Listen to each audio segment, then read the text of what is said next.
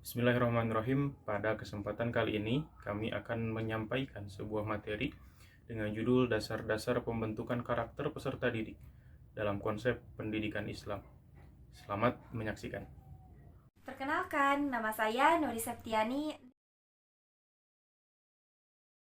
Di sini saya akan menjelaskan poin pertama, yaitu tentang manusia dalam pandangan Islam.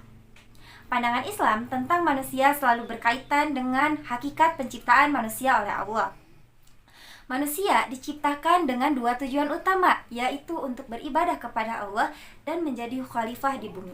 Tujuan ini didukung oleh pemberian akal oleh Allah kepada manusia. Di dalam Al-Quran, manusia disebut dengan 3 istilah, yaitu Bani Adam, Bashar, dan juga Insan. Ketiga penyebutan ini masing-masing memiliki aspek yang berkaitan dengan sifat-sifat manusia. Sifat-sifat manusia dalam pandangan Islam meliputi kemampuan untuk berpikir, menciptakan, beriman, dan bertakwa, serta memiliki keterbatasan indera dan mengalami kematian. Selain itu, manusia juga diciptakan untuk mengaplikasikan beban-beban ilahiyah yang mengandung maslahat dalam kehidupannya. Ia membawa amanah ilahiyah yang harus diimplementasikan dalam kehidupan nyata. Keberadaannya di alam maya pada memiliki arti yang hakiki, yaitu menegakkan khilafah. Keberadaannya tidaklah untuk huru-hara tanpa tujuan yang berarti. Manusia adalah makhluk pilihan dan makhluk yang dimuliakan oleh Allah Subhanahu wa taala daripada makhluk-makhluk yang lainnya, yaitu dengan keistimewaan yang dimilikinya seperti akal yang mampu menangkap sinyal-sinyal kebenaran, merenungkannya, dan kemudian memilihnya. Allah Subhanahu wa taala telah menciptakan manusia dengan ahsanut takwim, yaitu dengan bentuk yang sebaik-baiknya, dan telah menundukkan seluruh alam baginya agar ia mampu memelihara dan memakmurkan serta melestarikan keberlangsungan hidup yang ada di alam ini. Dengan akal yang dimilikinya, manusia diharapkan mampu memilah dan memilih nilai-nilai kebenaran, kebaikan, dan keindahan yang tertuang dalam risalah para rasul. Kemudian, pada poin kedua, yaitu tentang iman sebagai pengendali karakter manusia. Iman didefinisikan dengan meyakini dengan hati, mengikrarkan dengan lisan, dan mengamalkan dengan anggota badan. Nah, dari definisi tersebut, maka perwujudan keimanan seseorang bisa dilihat dari apa yang ia kerjakan. Seperti yang ditulis oleh seorang asatiz, tindakan bayangan keyakinan. Al-Quran dan As-Sunnah dijadikan sebagai rujukan utama dalam membentuk manusia menjadi insan kamil. Dalam sebuah hadis, Rasulullah SAW menjelaskan yang artinya, orang mukmin yang paling sempurna imannya adalah yang paling baik akhlaknya. Nah, hadis tersebut memberikan informasi bahwa baiknya akhlak seseorang muslim menjadi gambaran kesempurnaan imannya, atau setidaknya pada saat itu kondisi imannya sedang bertambah. Nah, hal ini tentu disebabkan adanya keyakinan bahwa dirinya terus mendapatkan kepengawasan dari Allah Subhanahu wa taala. Nah, sebagai jawaban, Rasulullah ketika ditanya tentang ihsan, selain itu iman bahwa semua perbuatan dengan hisab juga dijadikan pagar bagi setiap muslim dalam bertindak.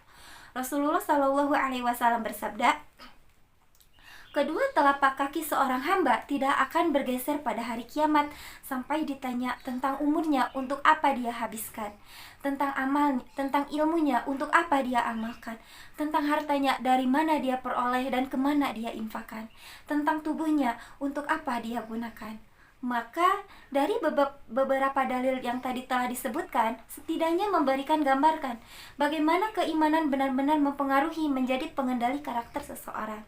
Dalam firman-Nya, Allah Subhanahu wa taala menjelaskan bagaimana keimanan mampu mengubah seseorang yang asalnya berada dalam jahiliyah menjadi pengikut dan pembela Islam yang teguh, yang asalnya keras dan kasar dalam permusuhan menjadi saling mencintai dalam persaudaraan. Nah, mungkin sekian yang dapat disampaikan.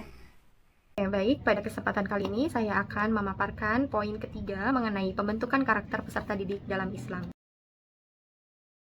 Nah, teman-teman, secara historis, pembentukan karakter itu merupakan misi utama Nabi Muhammad SAW yang memiliki tugas untuk menyempurnakan akhlak.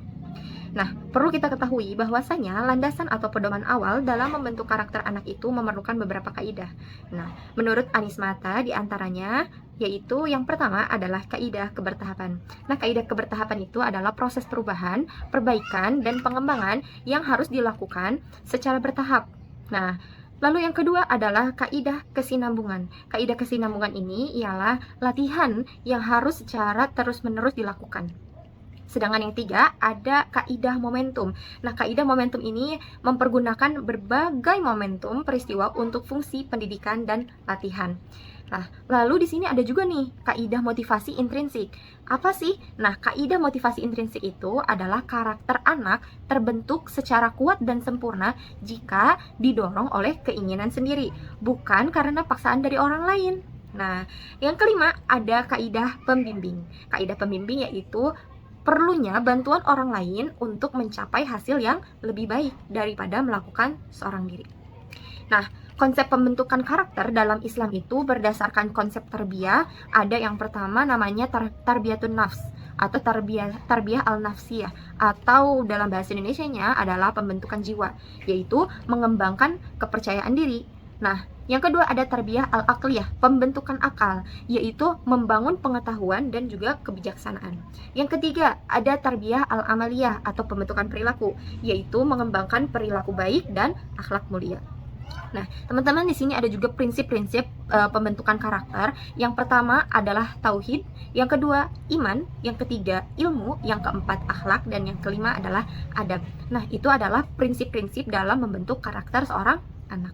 Lalu selain itu kita ada metode nih, gimana sih caranya untuk membentuk karakter seorang anak. Yang pertama ada metode keteladanan, yang kedua ada metode pembiasaan, yang ketiga metode kisah-kisah yang baik, yang keempat ada metode kasih sayang.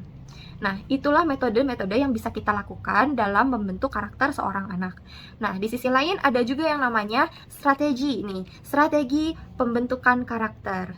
Nah, kayak apa aja sih? Yang pertama ada pendidikan keluarga, lalu pendidikan formal, non-formal, kontekstualisasi, dan juga kerjasama.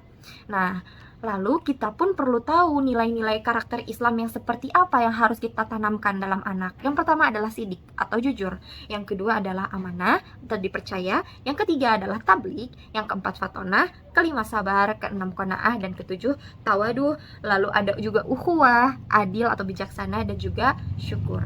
Itulah pembahasan mengenai pembentukan karakter anak dalam Islam. Terima kasih. Bismillahirrahmanirrahim. Di sini saya akan membahas materi terakhir, yaitu bagaimana pendidikan Islam di era kekinian atau era modern. Seperti yang kita ketahui, dasar pendidikan Islam berakar pada ajaran Al-Quran dan juga Sunnah, bertujuan untuk membentuk individu yang memiliki keseimbangan antara aspek spiritual dan juga ilmiah. Di era modern sekarang, konsep ini menghadapi kebutuhan untuk penyesuaian agar tetap relevan dengan perkembangan zaman. Nah, pendidikan Islam juga harus mampu mengintegrasikan nilai-nilai agama dengan pengetahuan ilmiah dan teknologi terkini, memastikan bahwa siswa tidak hanya memperoleh pengetahuan yang mendalam tentang ajaran agama, tapi juga keterampilan yang diperlukan untuk beradaptasi dalam masyarakat global. Selanjutnya yaitu tujuan pendidikan Islam di era modern. Yang pertama, membentuk individu seimbang secara spiritual dan intelektual dengan mengembangkan keimanan, ketakwaan, akhlak baik, serta kemampuan intelektual. Yang kedua, mengembangkan keterampilan hidup dan karir dengan mempersiapkan siswa untuk menghadapi tantangan hidup. Yang ketiga, mempersiapkan siswa menghadapi tantangan global dengan meningkatkan kesadaran global dan kemampuan adaptasi. Selanjutnya yaitu konsep pendidikan Islam di era modern. Yang pertama, kurikulum dinamis dan fleksibel, yaitu dengan mengikuti perkembangan zaman dan kebutuhan siswa. Yang kedua, penggunaan teknologi dalam pengajaran dengan meningkatkan efektivitas belajar. Yang ketiga, mengintegrasikan ilmu pengetahuan umum dengan ajaran Islam, yaitu dengan menghubungkan pengetahuan dengan nilai-nilai agama. Yang keempat, pengembangan keterampilan hidup dan karir, yaitu dengan mempersiapkan siswa untuk hidup mandiri. Sekian materi pendidikan Islam di era kekinian atau modern. Terima kasih. Demikian yang bisa kami sampaikan. Atas perhatiannya terima kasih. Semoga bermanfaat. Wassalamualaikum warahmatullahi wabarakatuh.